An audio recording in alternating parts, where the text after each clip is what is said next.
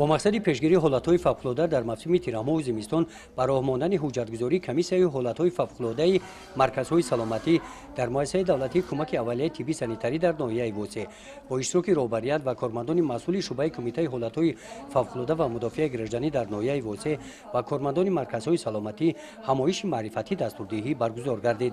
در این چهاربینی کارمندان شعبه کمیته حالت‌های فوق‌العاده و مدافع گردنی نزد حکومت جمهوری تاجیکستان عاید وظیفه‌های صحوی کارمندان مرکزهای سلامتی هنگام اجرای وظیفه‌هایشان هنگام به وقوع آمدن حالت‌های فوق‌العاده طبق نظامنامه تصدیق گردیده شرح داده و اشتراکچیان ماهیت آن را فهمانیدند. قید گردید که ما باید همیشه آماده باشیم زیرا حادثه های طبیعی تکنوگونی پیشکی هیچ کس رو خبردار نمی‌سازد. از همین سبب ما باید زیرک و هوشیار و همیشه آماده باشیم. تغییریابی اقلیم وضع جهان امروزه وادار می‌سازد که کارمندان مرکزهای سلامتی از هر وقت دیده باید آمادگیشان را جدی‌تر برآورند.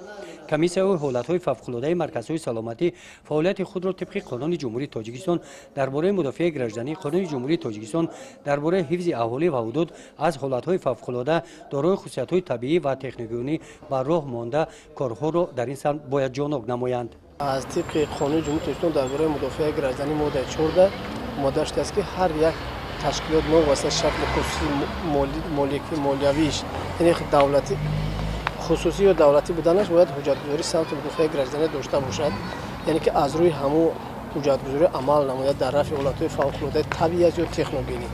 در جنبش بار دیگر تاکید کرده شد که برای عملی نمودن سپارش‌های حکومت جمهوری تاجیکستان در سمت پیشگیری و رفع عاقبت‌های آفت‌های طبیعی در جماعت‌های شهرک و دهات کارمندان مرکزهای سلامتی طبق نقشه معین کار و فعالیت خود را عملی سازند. گزارش خواجه نظریف خدای نظر ظهوروف از ناحیه ووسه برای برنامه اطلاعاتی نوید.